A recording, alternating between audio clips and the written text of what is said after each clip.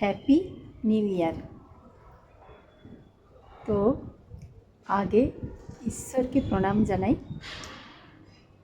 গুরুজনদের প্রণাম, বন্ধুদের ভালোবাসা আর ছোটদের অনেক স্নেহ। তো নতুন বছরে তো ঈশ্বরের কাছে আমরা কৃতজ্ঞ এত সুন্দর একটা বছর আমাদের উপহার দেওয়ার জন্য, বছরটা এমন সুন্দরভাবে শুরু হওয়ার জন্য।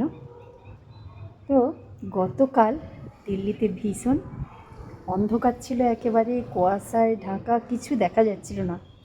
আর আজকে রোদ ঝলমলে না হলেও কি আলো, সকাল থেকে একেবারে কী যে ভালো ওয়েদার, হাওয়া দিচ্ছে, প্রচণ্ড ঠান্ডা। সে যাই হোক, কিন্তু কুয়াশা ছিল অবশ্যই, কিন্তু গতকালের মতো নয়। গতকাল তো একেবারে সব ভিজে গেছিলো, এই যা অবস্থা। তো আজকে ভীষণ সুন্দর ওয়েদার।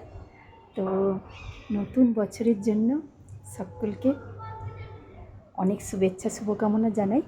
তো এটা কিন্তু গতকালও ভাবতে পারিনি আজকে একটা এমন সুন্দর দিন ঈশ্বর রেখেছে আমাদের জন্য।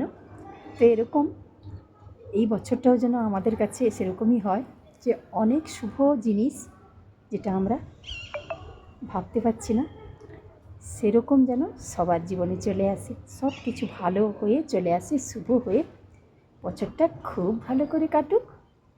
আর সকালে ব্রেকফাস্ট বানিয়েছি, দেরি করে অবশ্যই ঘুম থেকে উঠেছি। তো ব্রেকফাস্ট আজকে বানিয়েছি হচ্ছে সরু চাকলি, দেরাদুন রাইস আর নারকেল একসঙ্গে পেস্ট করে বানিয়েছিলাম, আর ছিল কমলা ক্ষীর। তো আর কিছুই করিনি। হ্যাঁ, চা খেয়েছি তো অবশ্যই, ড্রাই ফ্রুটও ছিল, এইগুলো ফ্রুট জুস ছিল, আর কিছুই নয়। তো তারপরে এখনও কিন্তু কিচ্ছু লাঞ্চের ব্যবস্থা হয়নি, মাছ ভাতই করবো। তো বেশি কিছু করবো না, বেরোবো তো, মাছ ভাত, একটু ভাজা, ডাল, এইসবই করবো, বেশি কিছু করবো না। তো দিনটা, বছরের প্রথম দিন, সকলের খুব ভালো করে কাটুক, বেশি সময় নিব না, খুব আনন্দ করে কাটুক। শুধু প্রথম দিন নয়, প্রত্যেকটা দিন, প্রত্যেকটা মুহূর্ত যেন আমাদের কাছে খুব ভালো হয়। আমরা ভাবতে পারিনি নতুন একটা কোট পরে ফেলেছি। তো নতুন তো থাকে কিছু কিছু জিনিস, তো এটা পরে ফেলেছি আজকে, স্নান করে পুজো করে পরে ফেলেছি একেবারে। তো তারপরে তো বেরোবো, কী হয়। তো সবাই ভালো করে কাটান প্রথম দিনটা। তো আশা করা যায় প্রত্যেকটা দিন সকলের কাছে ভালো হয়ে আসুক।